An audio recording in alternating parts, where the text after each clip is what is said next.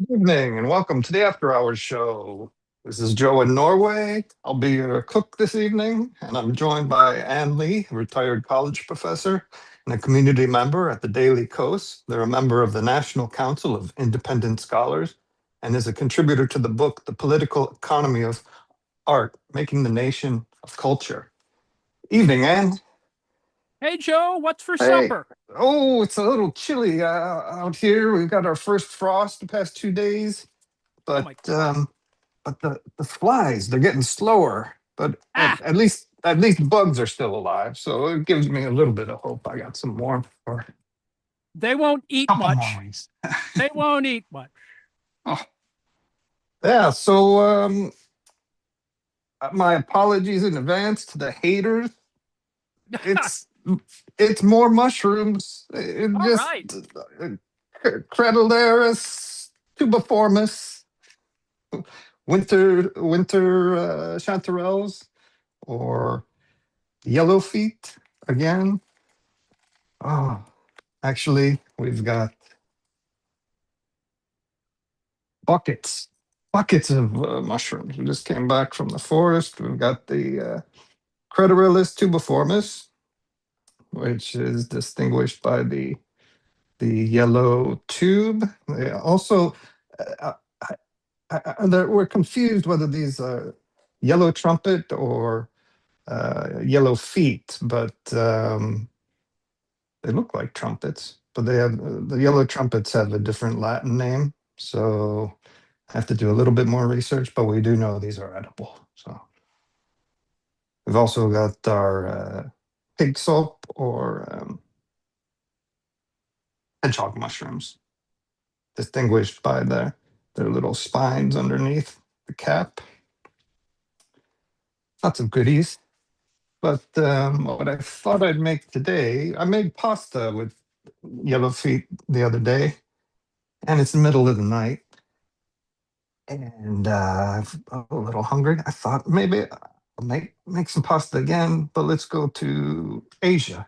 So I thought I'd do a bastardized version of a Sichuanese dish called sweetwater noodles, which are not made in sweet water, but the sweet in the name comes from the soy sauce that's been cooked with brown sugar and spices.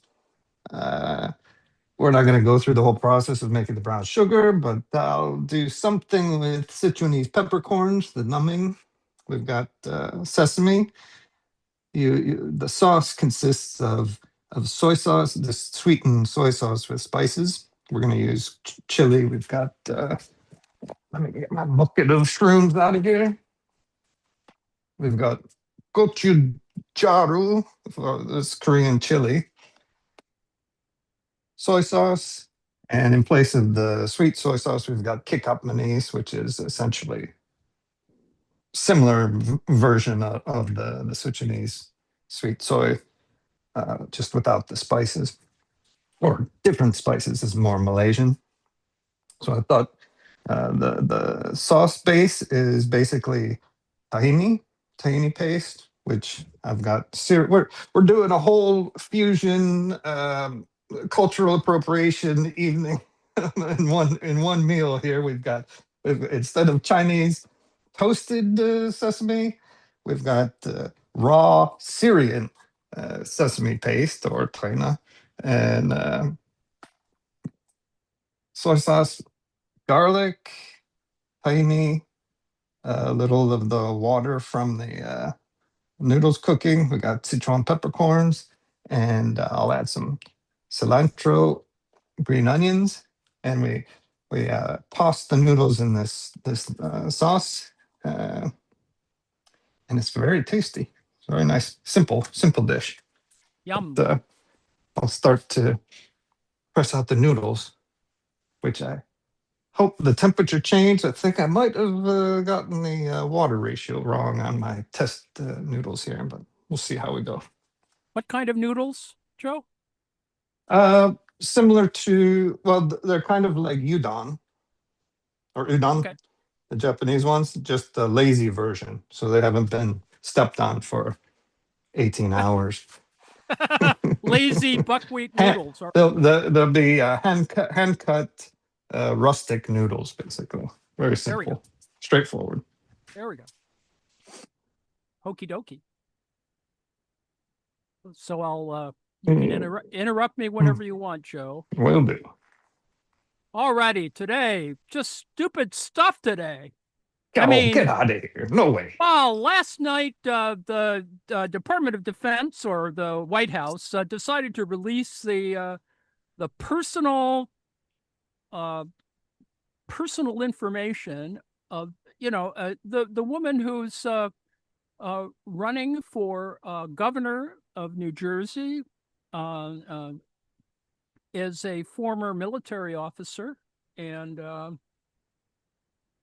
she's ahead, needless to say, but the Republicans, in their infinite wisdom, decided that they would release her personal information publicly. It's not what you're supposed to do for veterans. If you're at all a veteran, you don't want that shit out there. Just let's put it that way. I.e., Mickey Sherrill's social security number, which appears almost on every fucking page, her parents' home addresses, her life insurance information, past performance evaluation, and the non-disclosure agreement. Now, this is monkey business of the first order. This is just, in other words, Trump is trying to dox a military veteran for political reasons. Now, the National Archives says, oh, it's a mistake. Well, I don't think it's a damn mistake at all. I think it's intentional. Pretty clear because, it's New Jersey. It's Chinatown, Jake. So anyway, that's it. That's the first irritation today. Well, many more irritations. But what is I'm unclear on the reasoning or his There's justification. No reason. It's accidental. It's a coincidence. Right? There are no coincidences. She's in the running and she's in the lead for the governor of New Jersey, and I think she'll win anyway, simply because her opponent is sort of a Trumpist idiot. But it is clearly a gender divided, electorate in New Jersey, and it's happening. It'll be interesting. I don't think she's going to make any mistakes. She's a really good candidate, really smart. And hopefully, Democrats will get their act together on the same lines of the Department of War, i.e. the Department of Defense. P.D. Hegseth has called all the top military brass together, which is something like 800 flag officers from all over the world, for a meeting next week.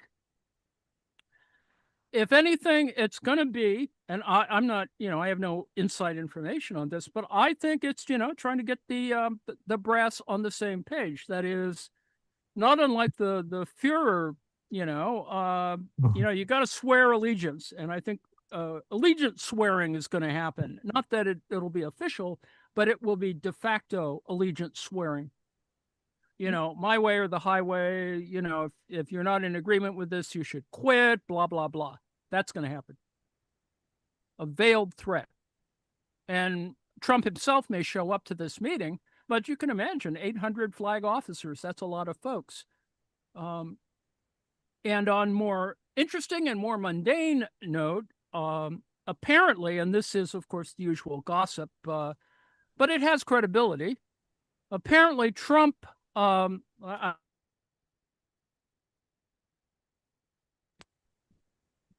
We lose you? And your mic is down.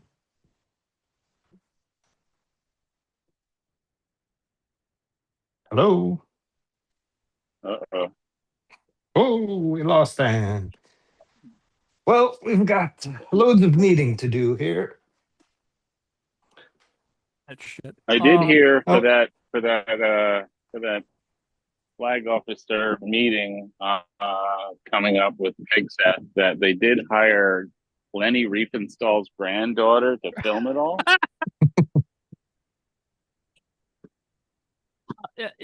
It's gonna. This is just the reality show continued, you know.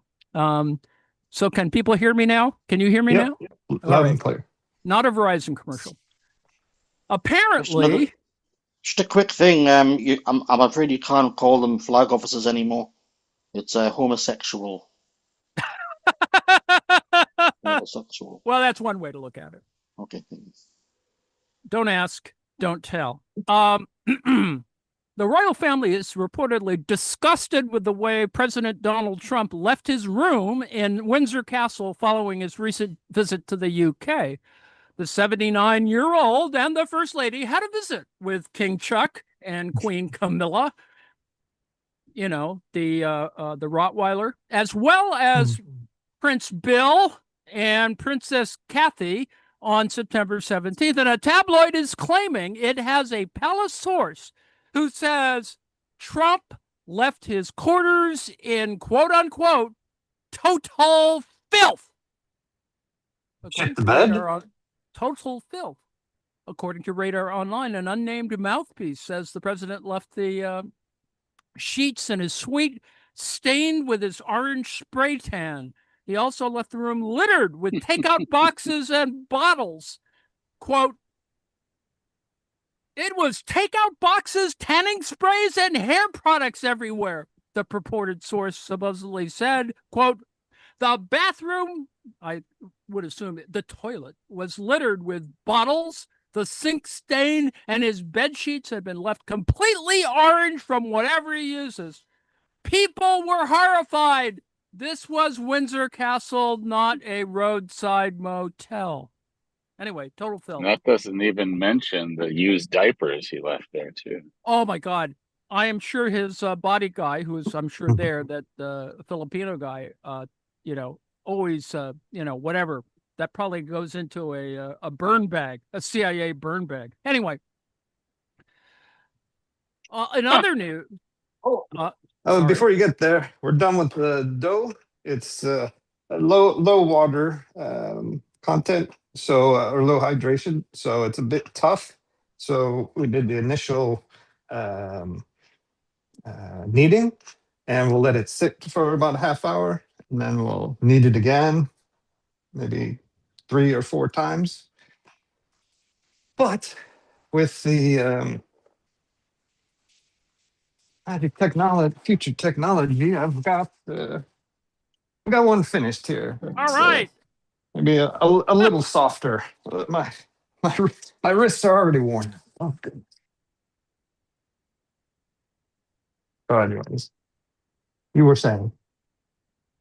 No, I was reminded of skateboarder wrist. I don't have skateboarder wrist. My wrists are screwed up from other things, like fencing and too much computer time. But anyway, in other news, a spray-painted bronze statue titled "Best Friends Ever," depicting Donald Trump and Jeff Epstein holding hands. It's about 12 feet tall. Was placed on the National Mall on Tuesday, and within about 24 hours, it got pulled by the National Park Service, even though it had a permit. The National Park Service said did not reveal the reasons why there was a permit violation, because it was supposed to be there for 5 days. But it was pretty embarrassing looking. I mean, it has just two, you know, the two guys standing on one leg holding hands. And if you frame it properly, it is with the Capitol dome in the background. And the same group of artists, and the right wing hasn't been very good about revealing who these artists are. You'd think that they would have doxed these folks because they do lots of these things, turds on tables and other stuff that are critiques of the current DC government. Anyway, this one went because it reminded us of Epstein, for which all the crap that has happened this week has essentially been produced in order to remind us that not remind us. It reminds us that we're still worried about Epstein, and we're going to be worried about Epstein for the immediate future. So anyway, there was that. Other Trump he had problems with the escalator at the UN. It stopped while he was trying to go up with it with the First Lady. Turns out the videographer had hit the emergency stop button, which is on all escalators, because, somebody might get caught up and crunched in the... This has happened to people. People have died from getting ground up by the escalator.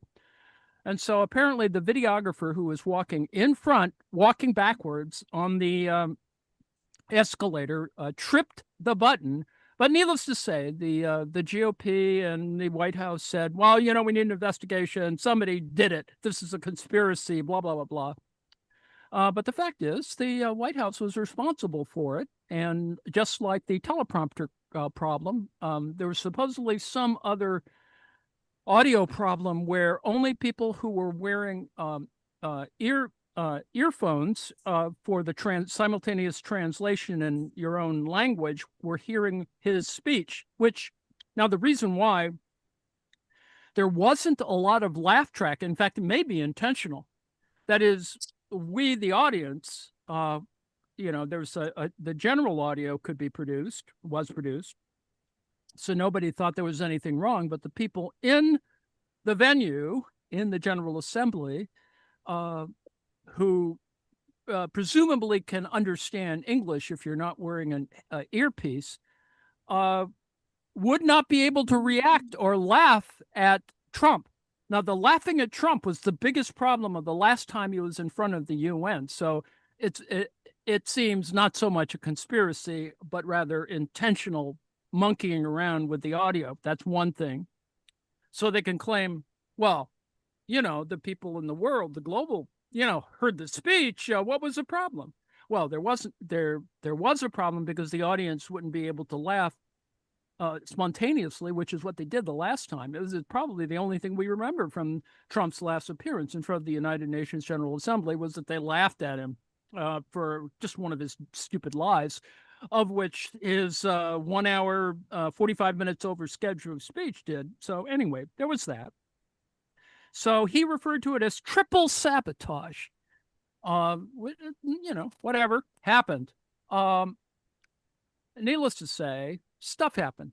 Terrible week. I mean, it's a interesting week. I mean, the Republicans are trying to blame the Democrats for the shutdown today. Trump said that this little catchphrase he uses because he really has trouble with remembering actual complete thoughts. Transgender for everyone. I don't even know what the hell that means. Does it mean elective surgery on demand? Does it mean, I don't know what the hell it means. I mean, if it means free surgery for everyone, that is free elective surgery, that means we're going to be, hip high in nose jobs soon. Anyway, but he said that's transgender for everyone must, is causing the budget problem that the government shutdown that may occur, soon. And so that's what Trump said just today. So anyway, he used transgender for everyone in some of his speeches, including the UN speech. So there was that. I haven't even gotten to the juicy stuff. There's an indictment of James Comey, the guy you wanted to indict, within the first 6 months of his election in the first term, because James Comey,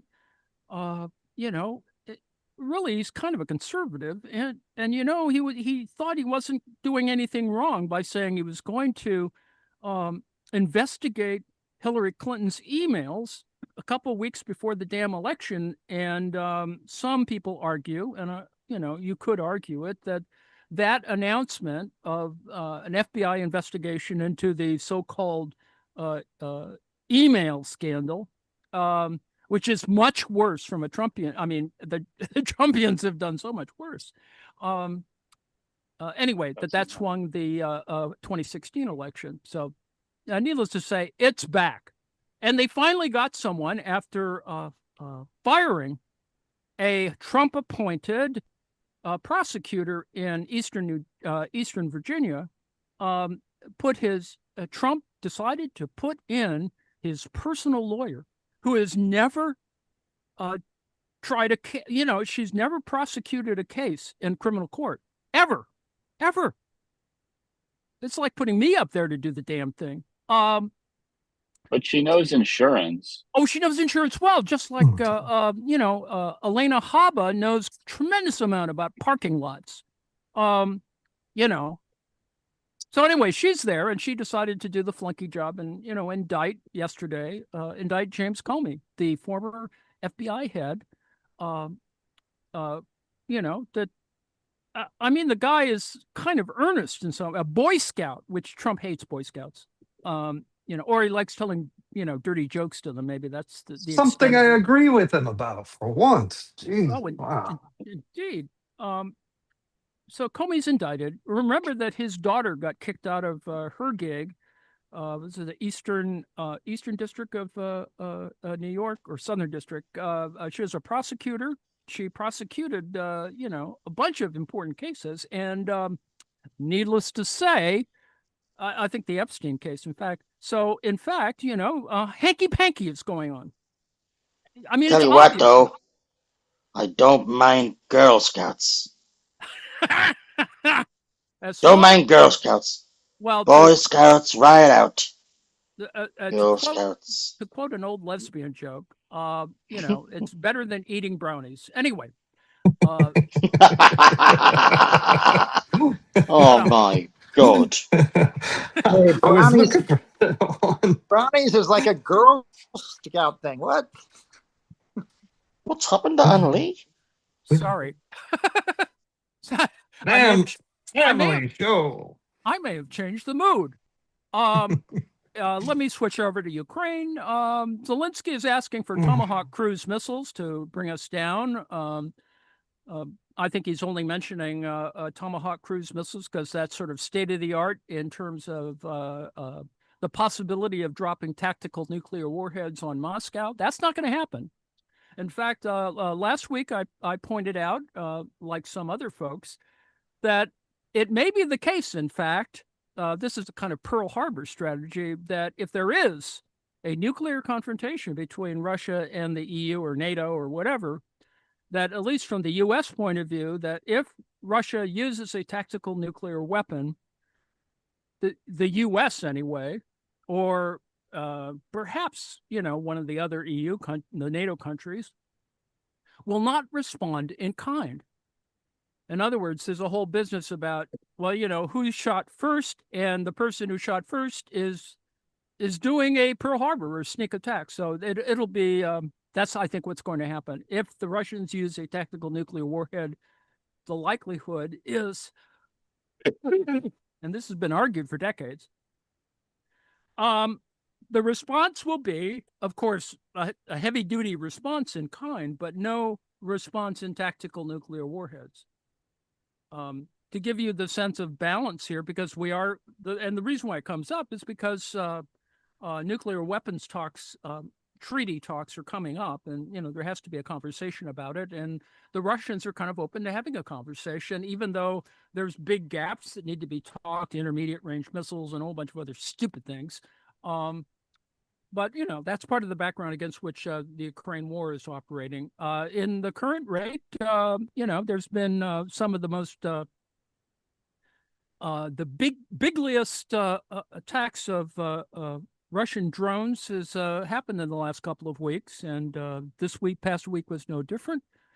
Casualties still are as high as they've always been. The Ukrainians are actually gaining back a little ground. But, the big deal is that since about October 2022, the Russians have only gained about 1%, 1 to 3% of Ukrainian territory. So it's, people will call that a stalemate, but, every day people are, shooting at each other, killing each other, et cetera, and all kinds of crap is happening. So this week was a busy week. Marine drones came in and hit a Russian oil facility, a pretty brazen one, actually, when you think about it. They went, it came into one port, and just, you could watch the video as the Marine drones circled around to draw fire away, and then came back and blew up, a oil refinery or oil depot. Anyway, so a lot of that's been happening. And of course, Zelensky's asking for more strategic, and yes, they are more strategic, Tomahawk cruise missiles. Tomahawk cruise missiles were used in the post-Yugoslavian, campaign. The Tomahawk missiles were used on Iran in the recent little kerfuffle. And so that's the reason why Zelensky mentioned it, of course, is to suggest that an Iranian-style attack could occur. And it's a means by which, in terms of framing, it's framing the new designed missiles. Flamingo is the latest.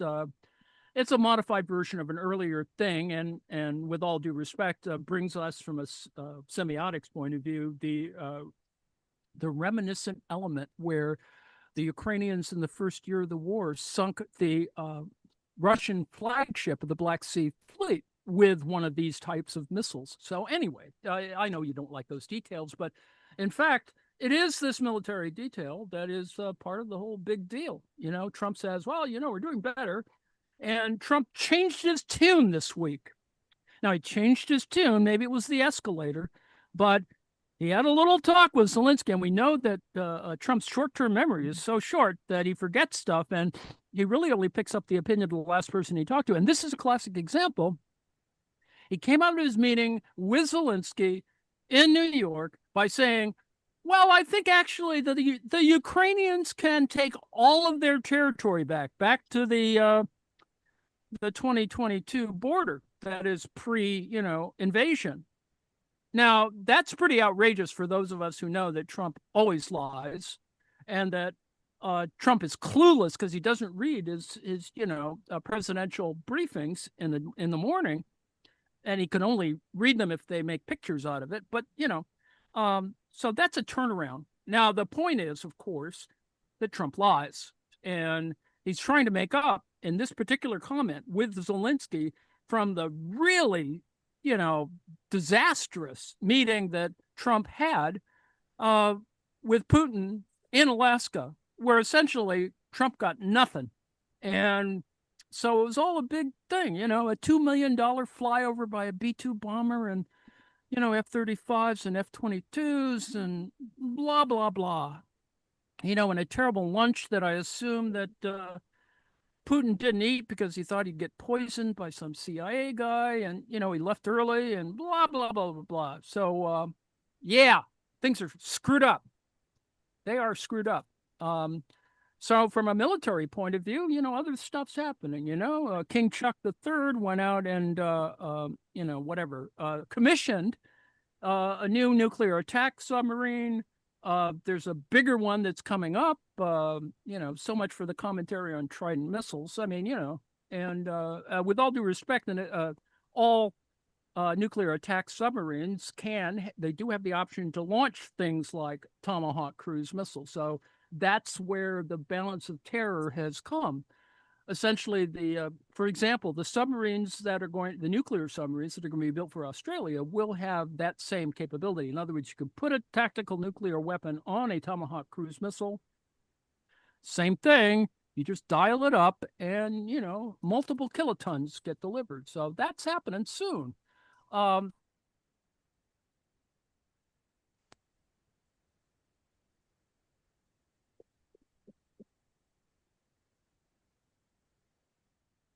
So yes, I think my microphone is back, right? I thought we lost you there for a minute. Just going to say, I just finished toasting the citron peppercorn to open up the flavors. We got some chili flakes there. Put some soy, mirin. Oh, I forgot we could put some mirin in here. Oh no, that's vinegar. How about mirin? So we got Japanese, Chinese, Syrian, Korean, Malaysian. We got a lot of different flavors going on. I just want to back up. Did you say there's a missile system called Flamingo? Yes, it is. It's called Flamingo. I don't know why they named it Flamingo, other than Are they painted it pink. Yes, they are pink. They brought it out Oh my God. in pink. Wow, it's the first LGBT missile system. I think there's something to that. It's essentially the same missile system that they've used for a couple of years. It's just that these are being produced by the Ukrainians. And I think the difference is, and the reason why they sunk the a Russian flagship was that they put American missile guidance in it. Number one. Number two, it has that degree of tracking capability. So that's all good. John Hayes has mentioned not code pink, although that would help the PR for it. But anyway, needless to say, that's kind of where we are. We are at levels of absurdity here that are strange but problematic, and Moscow has a reason to be scared. Missiles have been, or drones have been dropping on Moscow recently, and there is a little annoyance with that, and even more annoyance, and probably the more important annoyance, is gasoline for automobiles shortages. There are 15% shortages at all Russian gas stations. And now that's a reason because the Ukrainians are actually, bombing the hell out of, well, not the hell out of, but bombing refineries. You've got to hand it to anyone who attacks their foe with pink phallus and calls them flamingo. That's just brilliant. That's they're literally just taking the piss. They're launching dicks. They're launching dicks at Putin. Because he's so anti-LGBTQ. I got banned off Facebook once. Oh, they dropped the T in the plus, or just the T. I got banned off Facebook once because I showed a picture that Putin despises where he's got makeup on and stuff. Oh, yes, with a rainbow flag in the background. Yeah, yes, yeah. That's very Andy Warhol-like with him wearing lipstick. Indeed. I got a 3-month ban.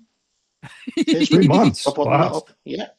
Then I got a 3-week one where it was Vladimir Putin's face. It looked like a photograph, but if you zoomed in, all the pixels were penises. Oh, yes, I've seen that. That's a pretty cool one. I mean, considering I got banned for the resolution. That was 3 weeks. 3 weeks, that one. Indeed. Well, on those same notes, even the Sinclair Broadcasting Group folded and returned Jimmy Kimmel to all of its ABC network stations. So apparently, nearly everyone's going to get. And the update to that is that Nexstar also folded, and so Jimmy Kimmel will be on every ABC station probably tonight. Needless to say, the audience prevails. And so Jimmy Kimmel with his, I don't watch Jimmy Kimmel. I mean, I think his jokes are okay. And he certainly makes interesting fun of Trump, alias Krosnov. But I think Trump is particularly pissed off at Kimmel because of, the Emmys or the Oscars, whatever. The one where Kimmel actually made fun of Trump on the air. I mean, Trump sent out a post, and then Kimmel, screwed with him. at the end of the broadcast. I mean, to me, that's television history. That is truly television history. So anyway, he hasn't forgotten that, and I think that's why he hates Kimmel. Because personally speaking, I still haven't, and I know some people haven't, forgiven Kimmel for doing the Man Show, which is kind of the current issue with Joe Rogan, etc. And that is, the manosphere is still out there, and it started, with all due respect, because of Kimmel and Adam Carolla and the Man Show. Which was pretty scary. It was a scary program. It's against FCC rules to actually drink beer on the air, but they did. And, it's got stuff like that. Light and funny and gender It did have divided. girls on trampolines. Oh, yes, indeed. I had no problem with that. What is it? What did they end with? Hockety, hockety, hoy, hoy, hoy. And you'd drain a chunder of beer or something. Anyway, at the end, interesting. Didn't they get that out after university in the frat days? Oh yeah. I mean, that's the audience. The audience for the Man Show was that. But the difference between Kimmel and Carolla is that Adam Carolla is definitely a misogynist pig, and Jimmy, I think, actually got married and had kids, and he's a little more centrist, middle of the road. Well, there's no Adam Carolla show out there. Carolla did get married and have kids, but I think he got divorced, and he's also a right winger in general. There we go. Well, that's the difference. I mean, and you can see those, where the ideology of the country really is. On the other hand, Jeremy may have a male audience from the, for his current ABC show from the Man Show. It doesn't get it from me. I just watch, Colbert. But anyway, needless to say, Colbert is still unemployed, or he has a Netflix 7-show contract of some kind. So it's going to look like. I'm going to guess that it's going to look like John Oliver's show or Mars' show, Bill Maher's show. So, well, anyway, enough of television. How are we doing, Joe? Oh, we're doing fine. I'm just waiting for the noodles. Yeah, I did screw up the noodles there. They're too much water in the dough. So they're big and bulky. Well, they're supposed to be big and bulky, but they're actually thin and not so chewy. But they'll taste good. No less. Oh yeah, needless to say. Fried up the. You need one of those. You need one of those guitar things, Joe. Guitar to cut the noodles, right? They're called. Isn't it called a guitar? It's oh. It has, yeah. It has a kind of grid of piano wire, and then you sort of force the thing through, and it cuts it. I don't think it's my knife skills that we're lacking. It's my, when me and water and flour get together, it's just not the best relationship. You throw an oven in there, it really goes off the rails. Yeah. No, I agree with you completely. It's not like I'm going to try and do that stuff. I mean, I buy my noodles in the Asian food store. But anyway, so we're lucky to have that around. Oh, indeed. Well, mine is 20 fresh? miles away. Well, I can get it fresh too, but it's still 20 miles away. Anyway. Mm-hmm. All righty. Where are we? How are we doing on time, everyone? Oh, we're getting close. We're almost finished.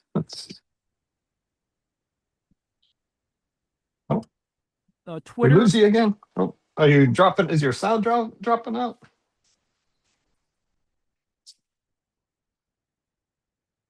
Sounds like it. Oh, and we lose you. Can you hear me? Hello? We can hear you.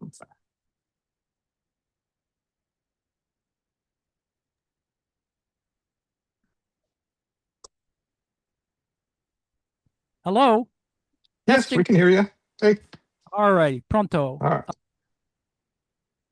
It's been a busy week. Let's just put it that way. There was another killing this week. This one outside a ICE facility. The only reason why people got killed was because these three internees or detainees were strapped into their seat in a van, and they were just static targets. And the guy shot all three. They were probably sitting across the.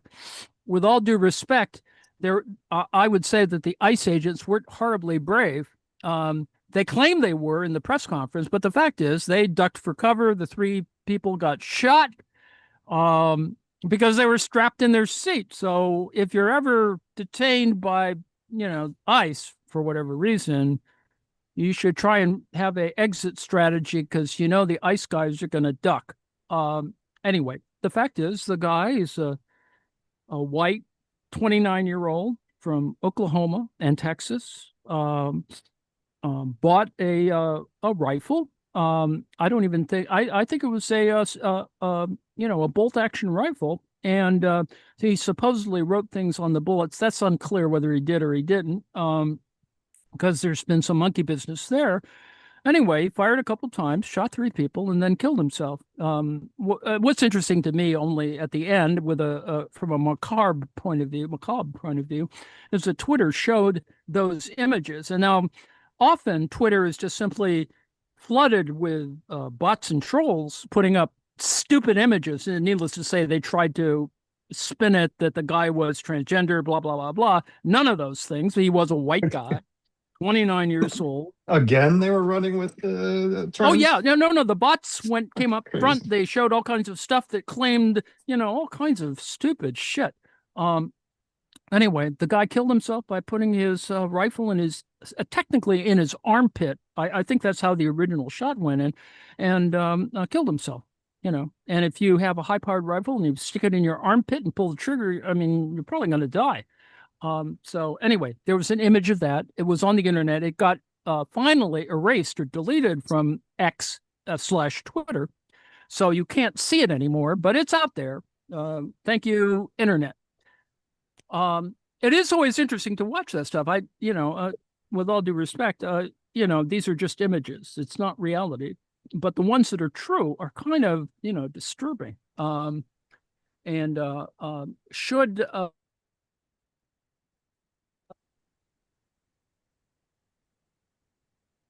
Oh, we lost you again, man. Oh, goodness gracious.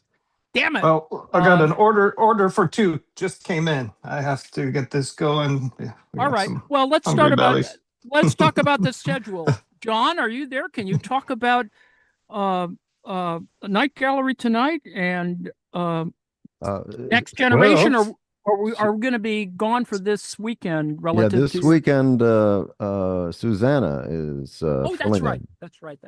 It's this weekend. Yeah, tonight at 8:30, I'm presenting an episode from 1967 of the classic British spy-fi TV series The Avengers, starring Patrick Macnee and Dame Diana Rigg, who Excellent.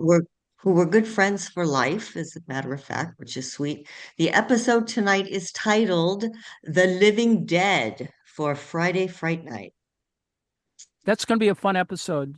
Speaking of, since I happen to, I think Dame Diana Rigg, the late Diana Rigg, who only just died a couple of years ago. All Things Bright and Beautiful, or whatever. She was that was the last program she was on. Playing, I think, Dame Pomfrey or Lady Pomfrey or whatever. Anyway, with her dog Tricky. Anyway, that little piece of trivia aside. Thank you very much, Suzanne. Weekly Marks will have are continuing trundling through the sixth chapter of the Folks Mosley book on the economic manuscripts by Marx of 1864 to 65, which is the version that was unedited or not edited, before it was edited by Engels. So that's the only reason why I'm doing it. And those will be, assuming that I wake up at 2:00 on Saturday and Sunday. Lane, are you gonna? if there's any early birds, I might be mushroom hunting, even though I got the whole load of them. So I'll be streaming from the mountains if anybody's interested in doing some mushroom hunting with me. What So- type of rifle do you use, Joe? For those of you in the Eastern time zone, this will be before 2:00 on Saturday and Sunday. Yes. Yeah. This will be around 1. No. I'm Oh. also going to substitute Sunday. We're still going to have a sci-fi episode on Sunday at 5 p.m. excellent. And Please. we'll be presenting, this is a highly rated sci-fi episode from the 1963 TV series, The Outer Limits. And it is co-starring Martin Landau, Sally Kellerman, and Cheetah Rivera in a very rare dramatic appearance. And the kernel of this story is taken from Shakespeare's Macbeth. And I want to add, it is filmed in gorgeous black and white photography by Oscar-winning cinematographer Conrad Hall. Excellent. Finally, we get the outer limits. Yeah.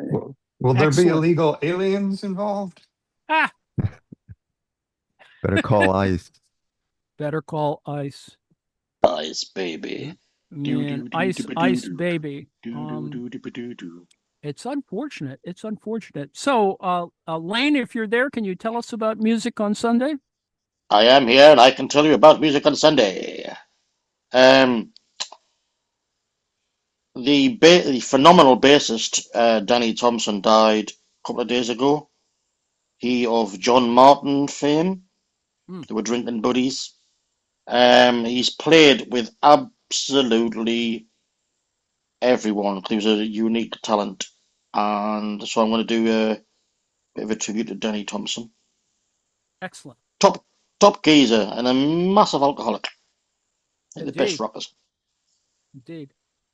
Someone should probably do a Jack Bruce show as well. But anyway, Yes,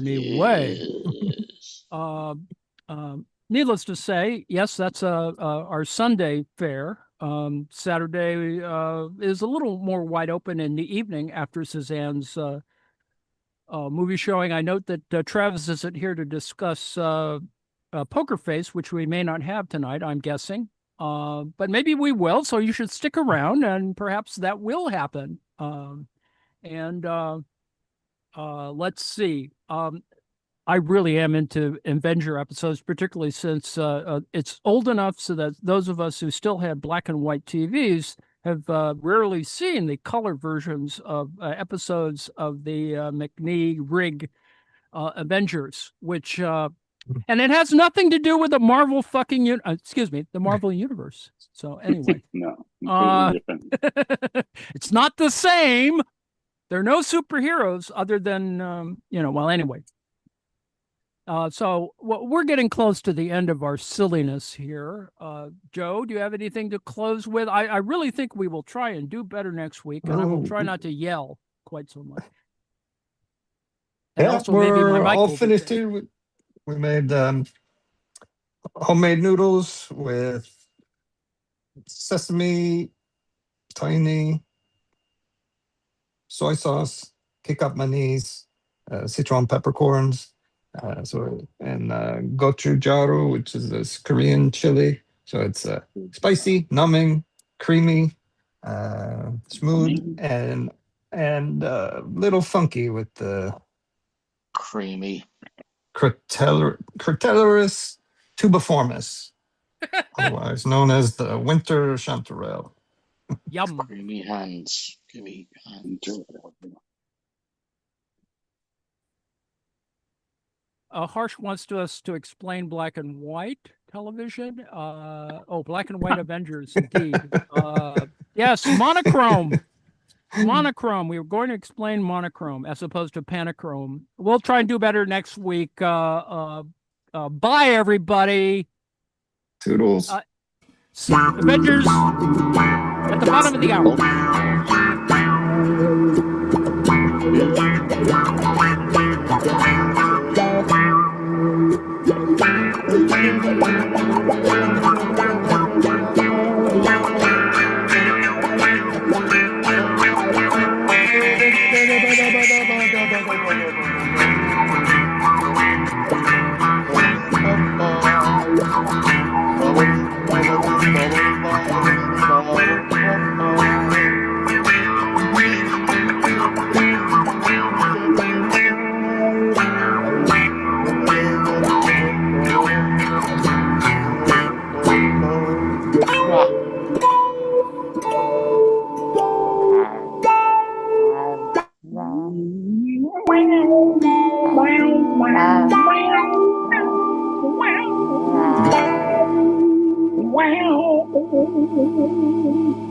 Wow.